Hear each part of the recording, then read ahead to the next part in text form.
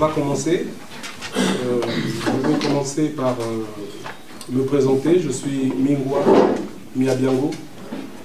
Je suis l'un des organisateurs de cette conférence débat, avec Armand Manziono à ma droite, ainsi que Benjamin Kongamani qui est encore bloqué dans un embouteillage. Donc je voulais déjà rendre hommage aux organisateurs, mais surtout à vous aussi, mes frères et ma sœur, d'avoir honoré cette conférence débat par votre présence. Il est vrai qu'il est un peu difficile aujourd'hui de mobiliser les Congolais, parce que bon, nous sommes un peu tous blasés, un peu tous, on va dire, dépités par ce qui se passe. Mais merci une fois de plus d'être là un week-end où vous aurez pu passer votre week-end avec vos maris, vos enfants et femmes. Donc une fois de plus, merci. Et pour commencer, nous souhaitons au Présidium que nous fassions une minute de silence pour tous les morts du 4 mars, pour commencer, et pour tous les martyrs du Congo, qu'ils soient du nord ou du sud, bref, pour tous les Congolais qui ont été victimes de l'intolérance des hommes politiques, il faut dire. Je vous invite, s'il vous plaît, à vous lever afin que nous fassions une minute de silence.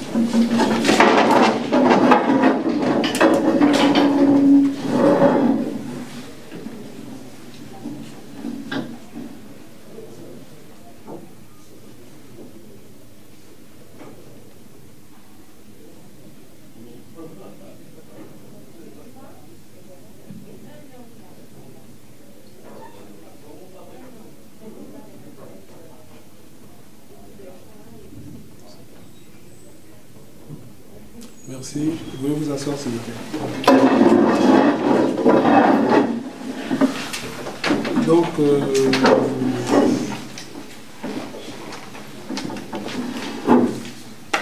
nous allons, sans trop faire de discours, commencer la conférence débat. Donc, vous avez dû voir les différentes thématiques qui vont être développées ici. Mais il faut dire aussi que il y a eu une petite évolution dans ce que nous voulions faire. Et comme nous ne sommes pas, entre guillemets, sectaires, nous avons pensé que les communications autres que les nôtres avaient leur place dans cette conférence-là. Donc pour commencer, nous allons inviter Pietro, qui est un ami du Congo. Il va se présenter tout à l'heure à la tribune. Il va faire une communication. C'est un descendant de l'explorateur de Brazza, celui qu'on connaît tous. Donc je vais le laisser venir à la tribune au Présidium pour qu'il fasse sa communication. Bonjour. Merci. On va accueillir ici. Donc, j'ai plein de choses à dire, j'espère avoir le temps de le faire. J'espère aussi arriver à transmettre mon message. Parce que j'étais considéré longtemps comme un Congolais, du fait que je suis lié par un lien de fraternité avec les peuples qui habitent le Congo. Ces liens-là, ils datent de l'époque où Brazza avait construit des liens d'amitié à sa fois avec les habitants des territoires qui souhaitaient explorer. Les expériences que j'ai faites au Congo, en plus, les liens d'amitié que j'ai construits avec les Congolais dans leur pays et ici en Europe, et des rencontres aussi avec les autorités, tout cela m'a beaucoup porté en profondeur, beaucoup plus de ce qui arrive normalement à un blanc qui arrive au Congo.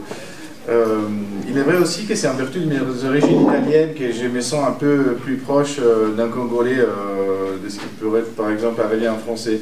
En fait, mon pays, il a aussi une longue histoire de domination étrangère. Et c'est un pays jeune, pas jeune comme les Congo, mais quand même relativement jeune par rapport aux pays européens. Et son État, en plus, a été fondé sur des idées qui sont arrivées de l'étranger. Ces idées-là ne se sont jamais vraiment complètement intégrées dans la société italienne. Et je crois pouvoir un peu trouver un parallèle avec ce qui se passe au Congo aujourd'hui. L'Italie, en plus, aussi, elle ressemble plus à un chaudron de cultures différentes qu'à l'un des grands États-nations qui ont un peu plasmé, qui ont créé le monde comme on le voit aujourd'hui. La chaleur avec laquelle j'ai été accueilli parmi les Congolais m'a vraiment touché, et ça depuis quand je suis allé la première fois au Congo, c'est-à-dire en 2005. Mais c'est vrai aussi que je n'ai pas des origines, des origines congolaises tout court. Je ne suis pas né au Congo, et en plus la réalité du Congo et de l'Afrique centrale, je la connais un peu, mais pas vraiment en profondeur. Donc je vous parle, mais je reste un blanc, et je ne vais pas vous proposer des solutions à ce qui se passe au Congo aujourd'hui, parce que les solutions qui ont été proposées par les Blancs ont rarement porté du bien aux Africains. Une fois de plus, je suis honoré d'ouvrir ces rencontres, et ce que je vais faire, c'est de vous raconter mon expérience au Congo, ce qui est passé à moi et à ma famille qu'on a à faire avec des Congolais, et de toutes les provenances et de tous les gens, comme je vais vous raconter. Et je dois dire que cette expérience est commencée avec une recherche historique sur Brazza tout court, dans le cadre de mon mémoire pour mes études universitaires. Et c'était une recherche historique sur lui et sur l'administration coloniale qu'il avait fondée. Mais après, j'ai eu vraiment l'occasion de me plonger dans la politique congolaise en profondeur, à partir du moment où j'ai été contacté avec des autres descendants de Brazza par les autorités congolaises qui cherchaient l'approbation des descendants de l'explorateur pour transférer ses restes dans les fameux mausolées qui a été construit au centre de Brazzaville. Donc, comme vous le savez, c'est le 3 octobre 2006 que ce monument a été inauguré dans le centre de Brazzaville. Ces mausolées est un paradoxe, dans mon opinion, pour deux raisons. En premier lieu, ces monuments, qui est les plus grands du Congo, sûrement les plus coûteux, célèbrent un explorateur et un colonisateur blanc dans un pays qui a été décolonisé il y a à peine 50 ans.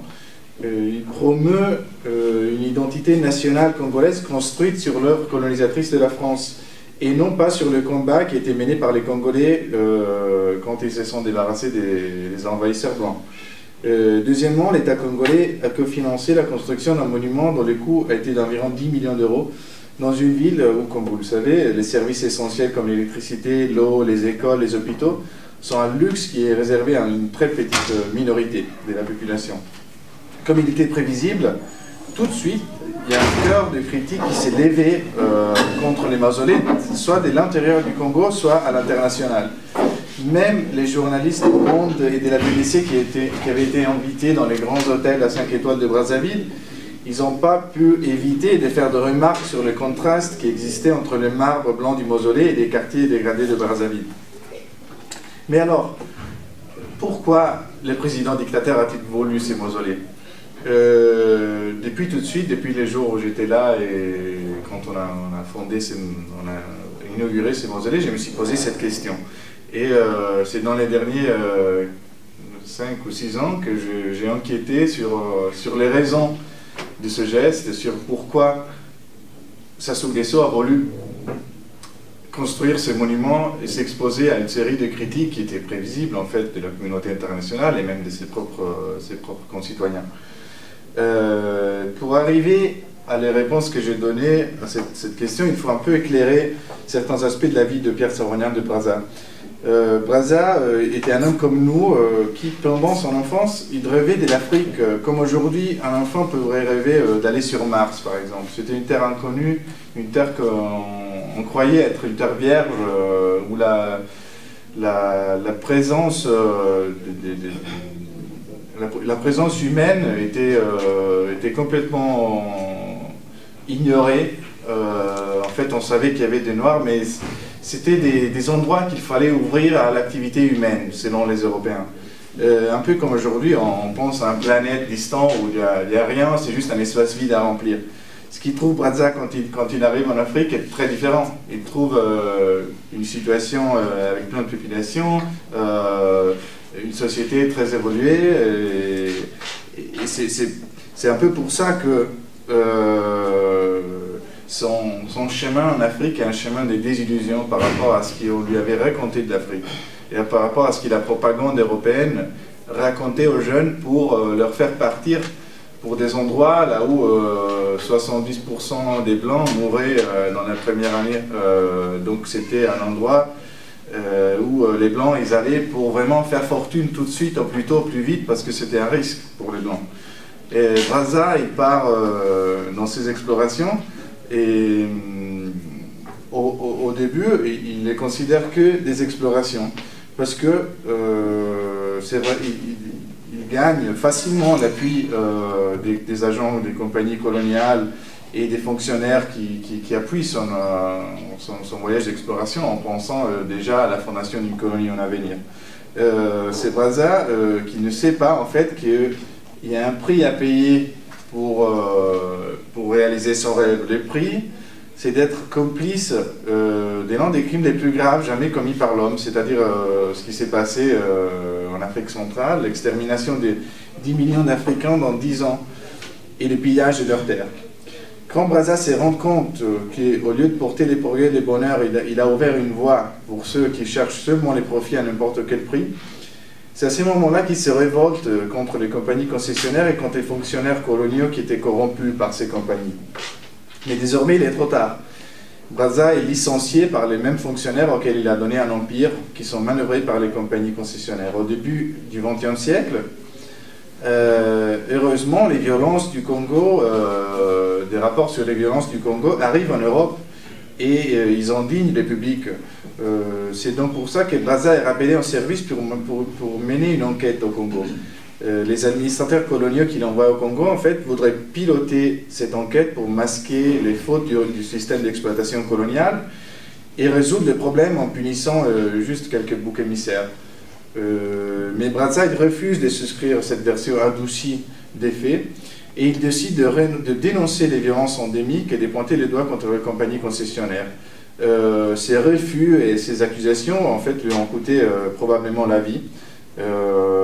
Selon sa femme, il avait été empoisonné pendant son voyage de retour à la fin de cette enquête. Les rapports qu'il avait écrits, ce qui est le plus important et significatif, est que le rapport qu'il avait écrit avec les résultats de son enquête et ses accusations est enterré suite à un vote du Parlement français. Donc le Parlement français décide à majorité qu'il ce n'était pas le cas de publier les découvertes de Brazza au Congo. Les derniers chapitres, celui que je viens de raconter de la vie de Brazza, est une histoire qui a toujours été cachée par les colonisateurs français, qui ont fait de l'explorateur ingénu l'emblème d'une colonisation qui était non violente et bénéfique pour les Africains. Donc on a exploité la mémoire gardée par les Congolais d'un homme qui s'était révolté contre les siens pour les protéger. Et les ennemis de Brazza ont su se débarrasser de lui et après sa mort exploiter son œuvre et son héritage à leur avantage. Parmi ces ennemis, vous trouvez exactement les fondateurs des mêmes compagnies qui ont financé aujourd'hui le mausolée. Donc là, on a une première réponse à la question pourquoi les mausolées.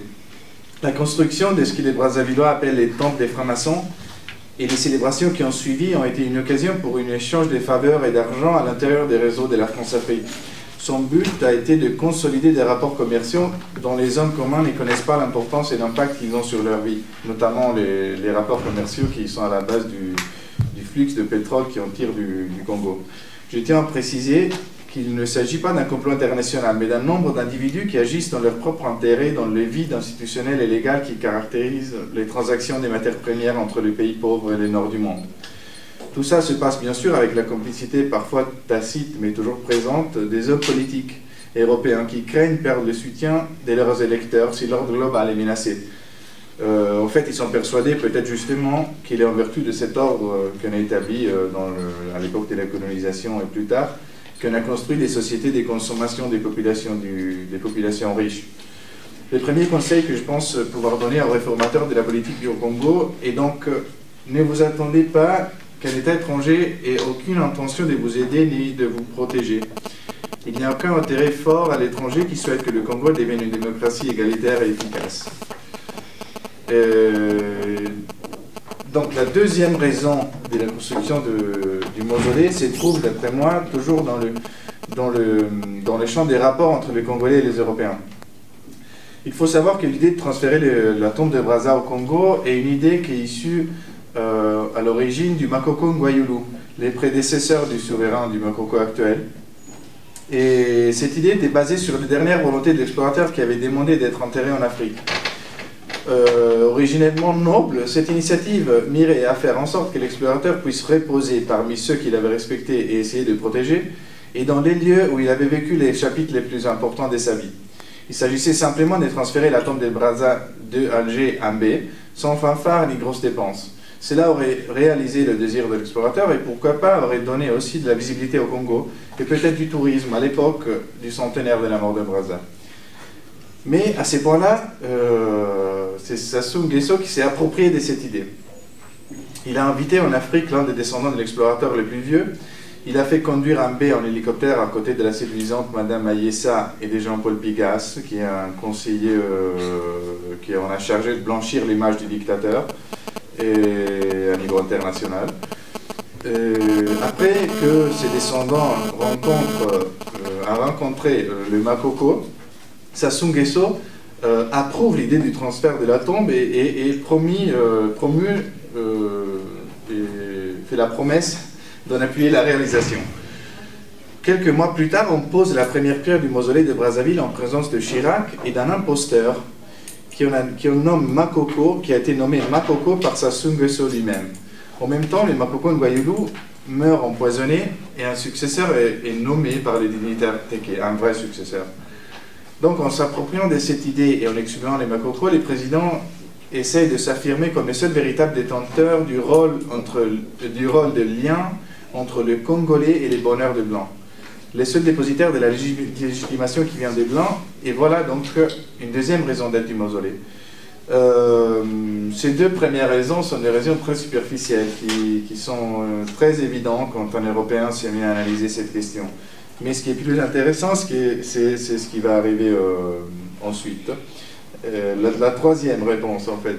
Une fois que la famille Brazza s'aperçoit de ce qui est arrivé au Makoko et des vraies intentions des Sassou, la plupart des descendants, comme peut-être vous le savez, refusent de participer. Et une partie d'entre eux décide d'appliquer leurs droits, de bloquer les transferts de reste et le RAE.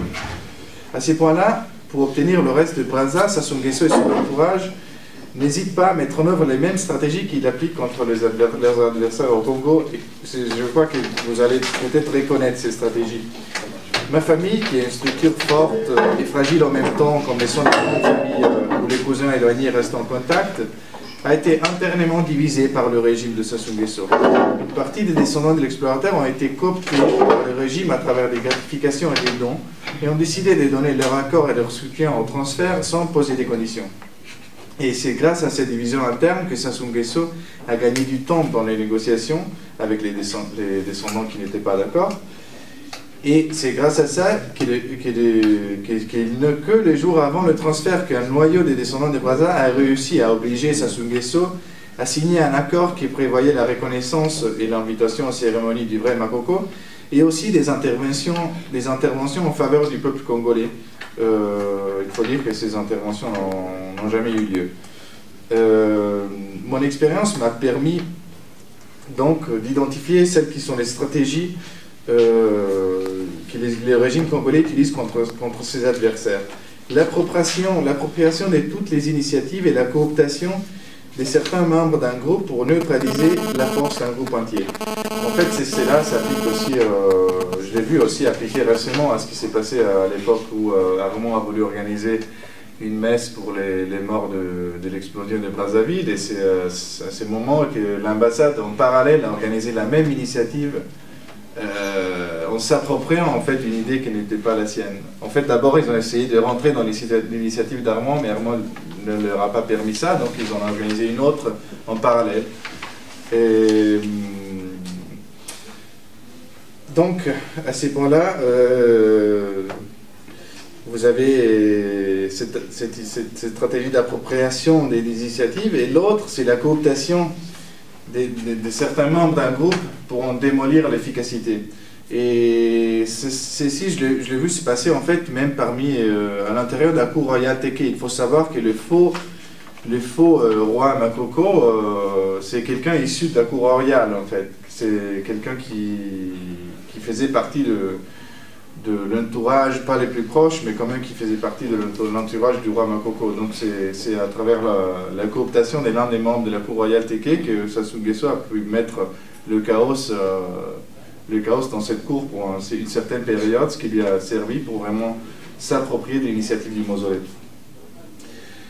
Mais l'histoire de Brazza et de son transfert a encore beaucoup à nous montrer. Les descendants de Brazza qui avaient signé l'accord avec Sassou Nguesso croyaient avoir achevé une victoire importante. On avait obligé un dictateur à signer un accord qui prévoyait des interventions en faveur des Congolais et la reconnaissance d'un souverain traditionnel qu'il craignait.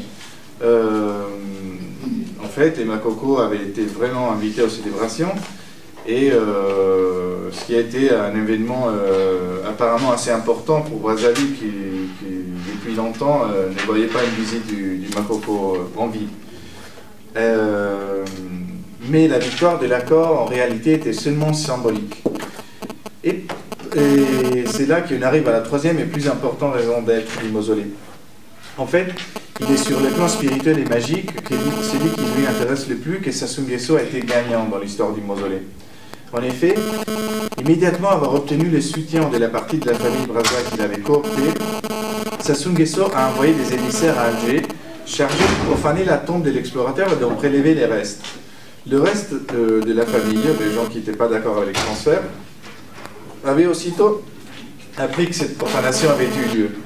Mais on n'en avait pas vraiment compris la signification et l'importance. En s'appropriant des restes de Brazza, en les utilisant dans les cadres des rituels d'une Nkani, Sassou Nguesso s'est emparé du charisme et de la force spirituelle de celui qui a fondé les pouvoirs étatiques au Congo, au Gabon et en Centrafrique. Grâce au film qu'on a tourné au cours de la profanation, les ennemis du président dictateur sachent que maintenant, il lutte contre l'héritier du fondateur du pouvoir politique qui est actuellement en vigueur au Congo.